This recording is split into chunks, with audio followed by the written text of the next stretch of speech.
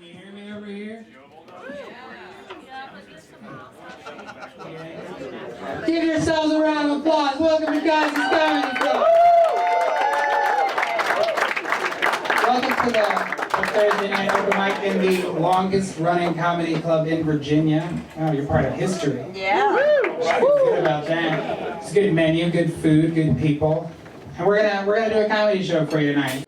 I realized I wanted to be a comedian when I was a teenager. I was always kind of dipping in and out, just listening and paying attention and trying to write. It's hard. I mean, I'm a dad, I'm married, and so to do comedy, you have to give up your evenings most of the time. It's rough being overweight, you know, because you start having like all kinds of health problems, you know, like I stop breathing while I'm sleeping. And it's not sleep apnea.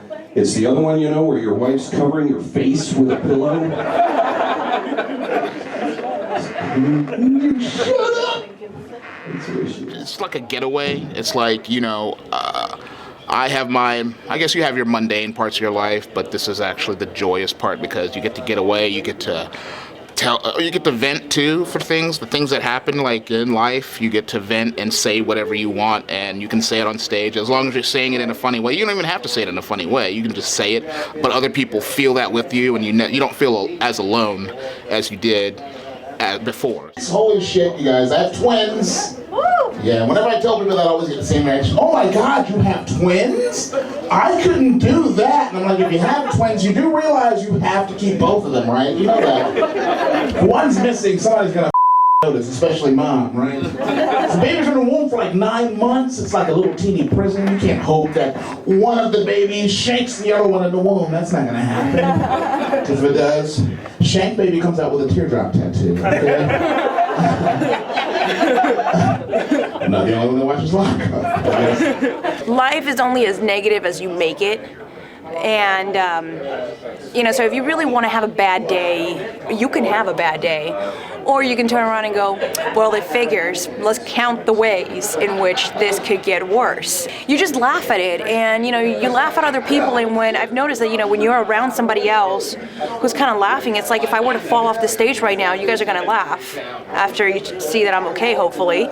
But it's a negative situation turned into a positive situation, and it's okay. It's fine, and that helps me a lot in the way that it has affected me, and I see that it affects other people around. Like, they want me around, and I don't got time for negative. The bird comes into the vehicle, okay?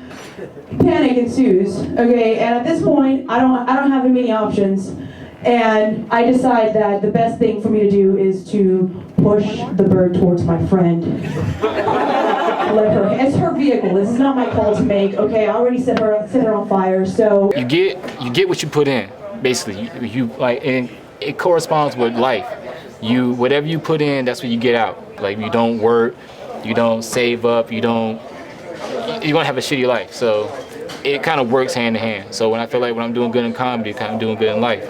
And you can change somebody's day. And you can have like the most unlikely people come up to you like, man, I was having a shit ass day. But you and that one joke, man, that made my day. And for that person to say, yo, keep doing your thing, especially a stranger, they say, yo, keep doing your thing, that's real inspiring. So I feel like people are helping me as I help them. Plus I hate working. My advice to aspiring comedians is just keep getting up on stage as much as you can. Bomb as often as you can. Take that pain, man. Take the pain, because that's what comedy is. And before you get to the good, you gotta handle the pain as well. You gotta handle that pain first. The other day, my wife she only buys organic chicken now. Chicken gotta be grown free, out of the cage chicken. And I realized how expensive the chicken was. I'm like, you got anything back there? You got any chicken back there on death row? I like my chicken doing 25 to life. Give me that one that's got the word Pollo Loco tattooed across the breast. I want that one. Ecstasy, best roller coaster ride ever. Just the best thing. Filled with a bunch of drugs, happiness. Got sex on prom night. You name it. It's the best feeling ever.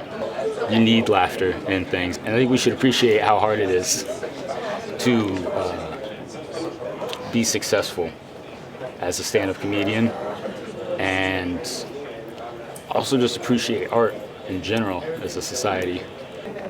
So I was in the best part of town not too long ago. It was about 4 blocks from here. It was 23rd Street and Martin Luther King Way. Wasn't an intersection either. So think about that one. Yeah, you know you're in the best part of town when it's 23rd Street and Martin Luther King. They're like, is this the ghetto? We gotta reinforce that fact. Everybody approaches it a little bit differently, you know. Everybody's different, and the way that they approach those things is always so unique, and that's what I love about comedy. The more you do it, the better you get at it. Comedy is very therapeutic. You know, it's a thing that is special to a lot of us because everybody don't have it. I don't know, maybe it's one of those things, the center of attention, where people are laughing at what you're doing. You get that little bit of admiration that you don't normally get during the day. I'm still gonna get money. I'm still gonna bitches. I'm still gonna be Jonte. Don't be scared of anything. What's the worst thing that happen? Get booed? You're basically going against everything that your mind is telling you is a mistake. I get up there and I go, you know what, I don't think it really matters whether I fail or not. At the end of the day, I'm like, I did it. I did it.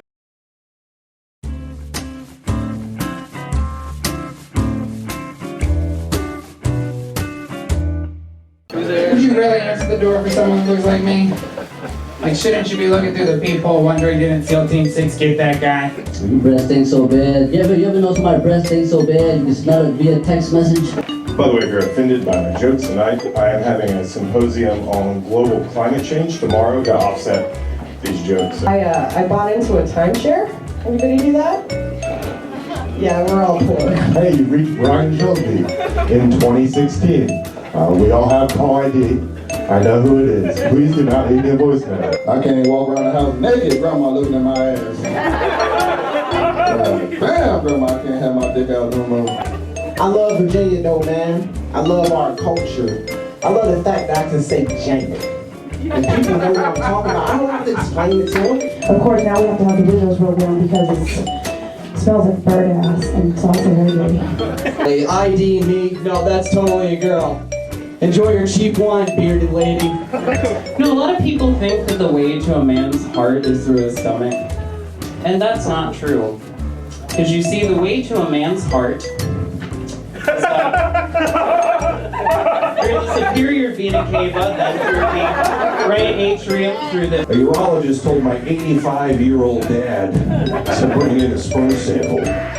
So my dad brought me. They didn't say it had to be fresh. I tried to get advice from my cousin when he high. I said, cuz, I'm going through things with my girlfriend. What should I do? He looked at me and said, eat her ass.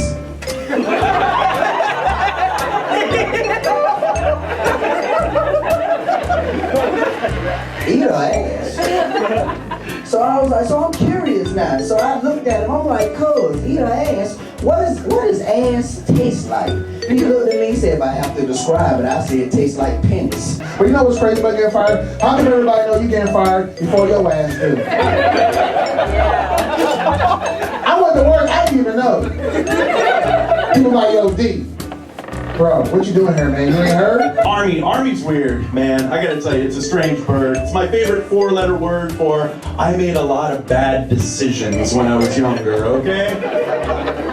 The good old A-R-M-Y, because it was only one more letter than the GED I needed to get in the thing. It's kind of bad though when you have to like go through all the charges to make sure which one is fraud and which one is just you. And they're like, hey, was it this $50 bar tab in North Carolina? And you're like, no. And they're like, what about this one in Virginia Beach a day later? And you're like, nah, that's still me. And they're like, what about diapers in Kentucky? And you're like, yo, out with a baby. I'm trying to keep drinking. It's cool. I went to USA Jobs. I applied for a job in the house plantation. So hopefully Mammy Technician #1 like opens up.